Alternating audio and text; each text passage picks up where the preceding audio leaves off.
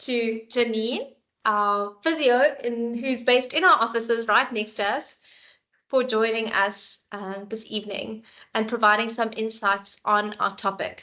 So the topic for tonight is on disability cover and understanding why this cover should form part of your portfolio. It's something that we don't often think about, and it's not often a nice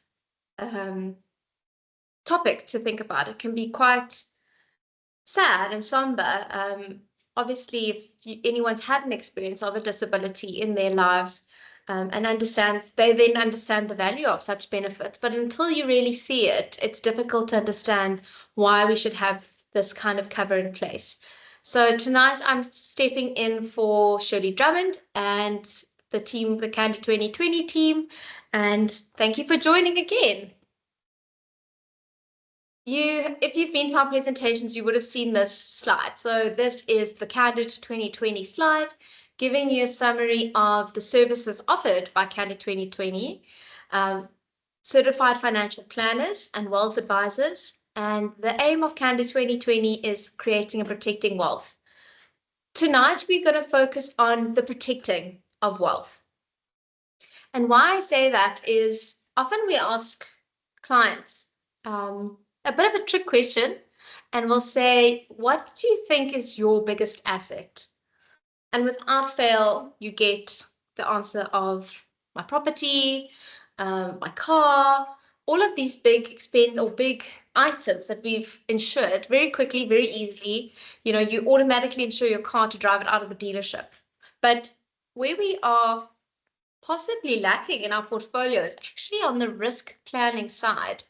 And tonight we're specifically going to focus on disability cover. So cover that is there to assist you financially should you suffer from a disability event.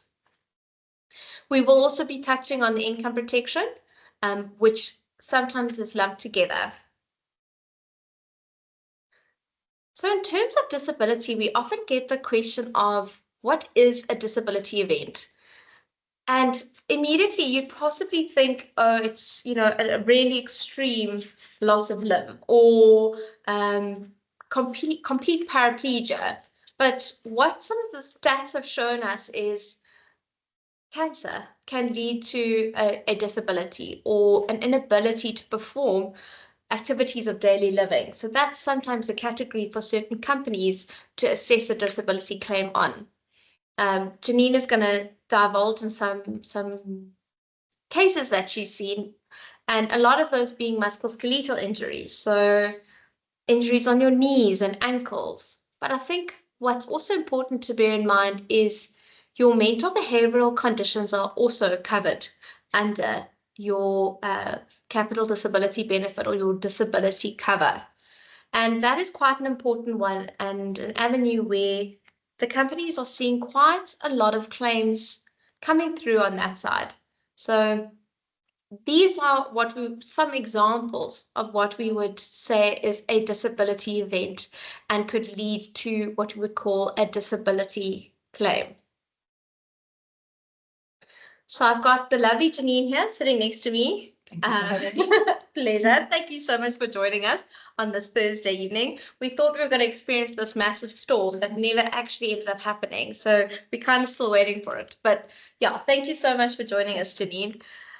I think I'll start with asking you a question of what injuries or disabilities are you seeing out there in the real world as you're performing your occupation?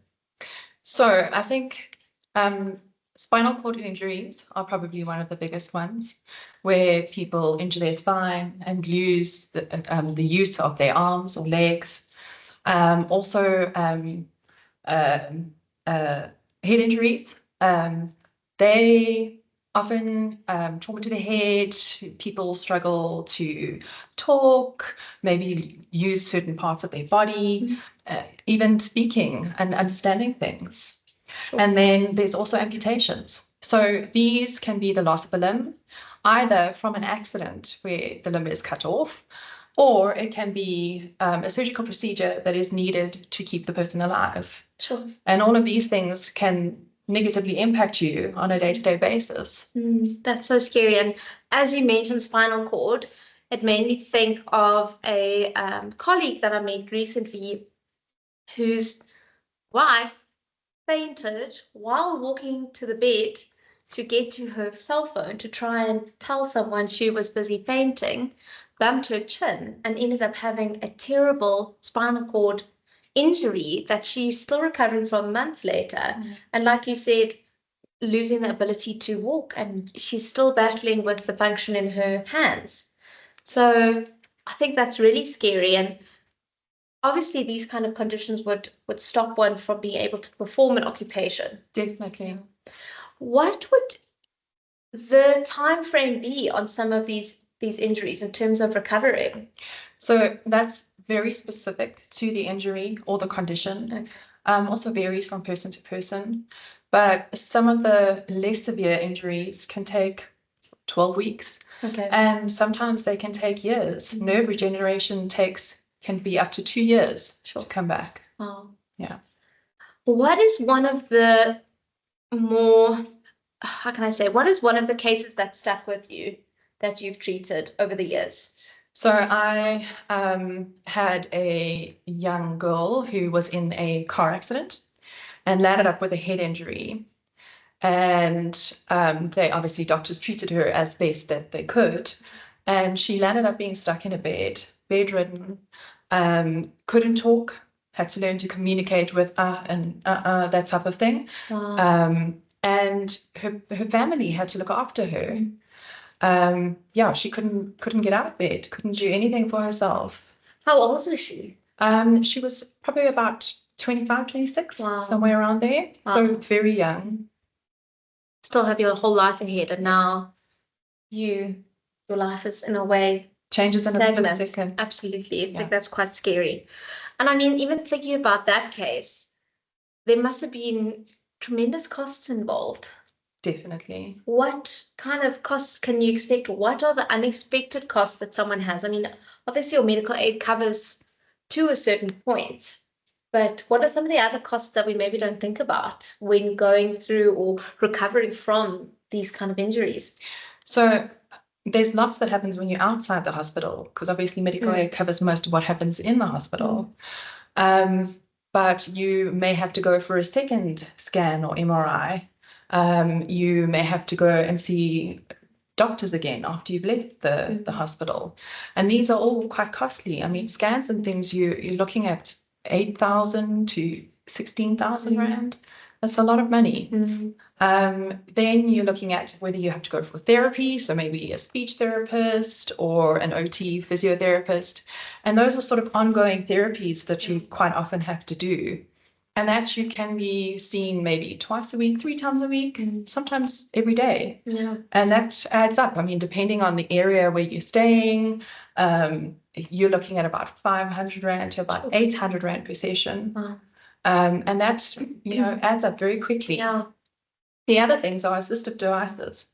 So things like walking frames, crutches, grab handles to put in your bath or your shower, wheelchairs, all of those cost a lot of money. Sure. And I guess with some patients, for example, like you said, wheelchairs, they would have to consider making amendments to their property, ramps, lifts, all of those kind of things that we don't really think about. I mean, I've had clients over the years where they've actually had to move because there was no way of making the property wheelchair safe. Sure. It's very frightening. I think we all think that there's a black and white in the sense of one can be completely disabled, and obviously that's incredibly tragic. But your more shorter term injuries, what are you seeing that's really common that doesn't recover as quickly as we might think, and is not, sometimes it's seen as not as serious, but actually can impact your daily living? So I think that goes to like sports injuries. Maybe you sprain an ankle. Maybe you fall and fracture an arm or a leg. And I mean, those they're horrible things to happen, but they seem pretty insignificant. but they can take a long time to recover. I mean, I've had two people who have fallen and fractured their arms, and it's taken, I mean, the one was about 5 months rehab and the other one was 8 months rehab. Wow. So, you know, you don't think about that. You think, oh, you're in a cast or you're in the sling and it's going to be 6 weeks and you're fine. And then you have your like your ACL repairs in the knee or hip replacements. And those can also change the way that you walk, make it difficult for you to be able to get up and down, that type of thing. I actually had a client, I think it was last year, he had an ACL operation that didn't actually go well. And he ended up being virtually unable to work for, I would say, about close to 6 months. Yeah. And that is where you really lean on your portfolio that you've built up. Definitely. As a healthcare professional, obviously working for yourself, how important is it for you to have those correct covers in place? It's very important. I mean, especially if you're like the primary breadwinner, something can happen overnight and Absolutely. you need that cover. You need to be able to pay your bills. You need to be able to support your family. And it's also just taking that pressure off, that it gives you the time to recover, knowing that you are protected. Absolutely, yeah. Sure. In terms of age ranges, I guess you'd probably say that you see a lot of older patients. Definitely. But your younger patients, are those mostly sports injuries? So, yeah, a lot of them are sports injuries, but there's also, I would say, a lot of back and neck pain. Okay. So, work-related, sitting. Sitting at your desk, Standing, yes, for long periods of time, stress. Sure. Yeah. Next time we'll do a session on how to set up your desk correctly. It's very handy having Janine tell you, this is no good. And I think from there, I'll actually just take the chance to look at disability cover in detail in terms of what options are available to you as the individual doing their financial planning, completing their financial plan. So disability cover is actually split up into 2 areas. The first one being your lump sum cover. That is where you could get a cash injection to make modifications to your home. So like you mentioned, handrails, etc., etc. And again, the prosthetic limbs, I mean, I don't know if that's one that we focused on, but apparently those are incredibly expensive. They really are. Due to them being so high-tech these days, and the amazing things that they can actually do. Visual aids, even hearing aids for certain individuals. So that cash injection is incredibly important. That last point there, to pay off any debts, I think that's also a crucial one, because in your time of possibly being in hospital for a really long time, you possibly are going to lose income, or even lose your occupation completely. And that is just there to give you a financial cushion, is often what we call it. So that is the lump sum benefit. We also then have our income or an income protection benefit. And this can have many different names. Effectively, though, what your income protection benefit should do is be there to replace your income. I think something important to note is that a lot of your corporate roles, so if you're working for a big company, often they've got their own group cover, which could have an income protection in place. It could also have a lump sum benefit in place. So it's very important to understand what you have, and knowing what you have. With your corporate benefits, as an example, you actually normally have a 3-month waiting period. So what that means is you have to have been booked off for more than 3 months in order for the income protection to kick in. For careers like our doctors, a lot of people who are possibly working for themselves even, we often suggest a 7-day waiting period. And that just allows them or those individuals to have peace of mind that should they no longer be able to work due to a physical ailment, that their income will be replaced sufficiently. And I think that's very important, again, to understand what do you have in place and is it suitable for you and your occupation? What the income protection is really there to do is to maintain that lifestyle. You're able to keep paying for your house, your car, and we would argue that your biggest asset is actually your ability to earn an income. And like I mentioned before, we're so quick to get car insurance, but I mean, most vehicle insurance premiums these days are actually more than what it would cost to cover your income. So there's also a I'm going to say a stigma in the market that it's a very expensive benefit, but it also depends on how you structure it. So it's very important that you understand what you've got in place, know the shortfalls that there might be, and speak to your financial advisor about how do you close those gaps in cover. Some benefits we can add a temporary income protection so that if you do have a temporary disability like an ACL repair, you can actually have that protection in place and not have any gap in terms of income. So I think that's very crucial. I just mentioned that everything has got its own name. So you need to understand what you have in place. Every single insurer, life insurer, will call a benefit a different name. So understand the naming of your benefit. So, for example, you could have a comprehensive benefit, which is great, but understand what is that comprehensive benefit? What kind of conditions are being covered? What severity is being covered?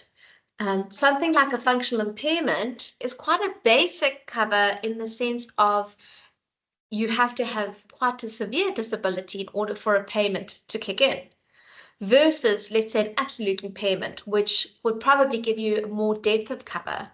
A big one to understand is if you are insured for only your occupation, or if you are insured for your occupation and similar occupations. So that also has a very important distinction and something to just be aware of. Permanent incapacity, that's also just a different word for an income protection benefit. And the vital living benefit being also a pretty basic disability cover, but something that's usually targeted for your younger market. These are not necessarily discovery terms. These are terms from all across the market that I've put together to just show you that there's such a breadth of cover. You really have to understand what cover you've got in place and is it going to suit your needs. We then have some really interesting statistics from 2024. So we were lucky enough to get some discovery statistics as well as some statistics from Momentum, just to give us a different perspective. So what this graph is showing us is that cancer is the main cause of disabilities across all age groups, which is quite radical. I'm not sure if you've seen anything in your experience of clients suffering from a cancer. I could guess it could possibly be an amputation. Yes, it can be, and it can be cancer of the lungs. It can be tumors in the brain, Yeah. the type of thing that actually affects the way that you move, the way that you talk. Absolutely. And I previously spoke about a client. In his case, one of the triggers that allowed him to claim for cancer is that he was a director of a business and he was no longer able to perform his occupation. Sure. So that was the trigger. It wasn't necessarily that he, was missing a limb or had that kind of range. I mean, he had colon cancer, but he was actually unable to perform his occupation and certain activities of daily living and needed that help. And that is what triggered a disability claim for him. I think something that's quite, I don't want to say scary, but it's become our reality is that over the last 5 years, depression has accounted for 56% of the mental behavioral claims under the capital disability benefit. So as I'd mentioned previously, that the mental behavioral conditions fall under your disability benefit. Some people will think, though, shouldn't this be a severe illness benefit? But it's actually a disability benefit that the mental behavioral claims come from. But we can also see in the age groups under 40 that the claims for mental and behavioral conditions is actually higher than your musculoskeletal and your nervous system claims, which is quite interesting from a statistics perspective. Obviously sad, but I think the world is also waking up to the fact that this is a global health crisis, I think, especially after COVID, and that's where we see a lot of these claims coming through. In terms of looking at claims of women versus men, we can see that we do receive, or Discovery does receive, more claims from men than women. One could argue that there's possibly more men insured than women. Unfortunately, that's a reality. But for both genders, we can see that cancer is topping the scale there, even more so on the female side. And then you've got your nervous system and musculoskeletal. The other section there is also quite large, and that is actually including gastrointestinal, COVID-19, connective tissue disorders. So would that be like a fibromyalgia or something like that? Definitely. And I think those are things that we're starting to see that are actually being diagnosed that weren't previously being diagnosed. Definitely. I think we're more aware of them now. And then also ear, nose, and throat conditions falling under that other category. These are some stats from Momentum for 2024, and you can see on the left-hand side that the youngest claimant was an 18-year-old male who was left paralyzed from a severe motor accident. And I think that is a absolutely devastating reality that we face. Definitely. But the one thing I can say is that either himself or his parents that implemented a disability policy, well done to them, because I think that is the biggest gap. One of the biggest gaps in our market is that we hand an 18-year-old a car and expect them, sometimes it's not their fault, obviously, but have an understanding that they're not experienced on the roads necessarily as we get older and are at a high risk of these motor vehicle accidents. So something that in the practice that we really reiterate is, as soon as your children hit 18, put some disability cover in place, because I think that is not only a gift for them, but it is a gift for you, because if your child is not working or does not have those corporate benefits and does not have a disability benefit, that in all likelihood you will have to look after them. So, I mean, I'm just thinking about your 25-year-old client. I would assume that her parents had to step in. Definitely. They had to take over. Yeah. Which can then put a financial strain on the family as a whole. And this kind of cover is so incredibly cheap and affordable. You can get, cover from 200 Rand a month, which is nothing in the grander scheme of things in terms of protecting income. And I think that's also something to bear in mind is on your income disabilities or income claims, which we will get to, is understanding the value of that income that you're insuring and that it's actually massive. Interestingly, you got your oldest claimant, a 71-year-old male who was diagnosed with Parkinson's disease. So again, we'd probably say, oh, isn't this a severe illness diagnosis? Which it could well be, but there is obviously a disability element in place where he's battling to look after himself possibly or have certain movement. Yes, definitely. Movement issues, balance issues. Sure. So understanding that, it's often people think that they don't need this cover past a certain age, but you can see that some things are age-related and also leading to disability events. Quite interestingly, on the right-hand side, that majority of the disability claims are coming from your ages of 50 to 59, which is quite scary because this is often the age that we see clients wanting to downscale on these types of policies. Their children are possibly grown up and they're thinking that let's reduce costs and focus on retirement, which is a great way to think. However, this is one cost that I would suggest not to reduce. Again, we're following on for some claims on the income protection side from Momentum. So you can see majority in females and males is your musculoskeletal conditions. And I think this would tie back to the possible temporary nature of a condition. So paying out, let's say, for the 2 months of income that they've lost due to not being able to work. You've got your cancer claims being slightly higher in females than males, which is also rather interesting. And your psychiatric/mental conditions being higher in females. And a lot of the time we'll see stats like that because your females from our evidence or from our stats that we hear, they are more likely to seek help on that matter and more likely to claim for that condition. So this is looking at from an income protection standpoint. Some information from Discovery on the 2024 claims. Again, we have more men claiming than women, but majority, again, very similar to Momentum's cases, is that on the musculoskeletal side. And this would be for your ACLs, all of those sports injuries, which are also temporary. So whereas on the lump sum disability benefit, we can see that majority of those cases are coming from cancer diagnosis, whereas on the income protection, it's not as vastly impacted. Quite an interesting. It is interesting. And this is something that we want to encourage you to, as a call to action.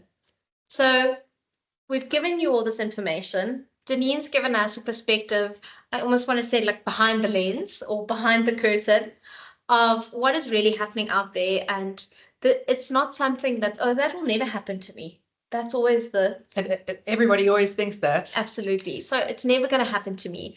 And unfortunately, touch wood for everyone that nothing would ever to happen. However, we have to be realistic and rather be prepared for the worst, because remember that if you suffer from a disability or a neck injury, a back injury, if you were to apply for cover, it would be incredibly difficult to get that cover in place.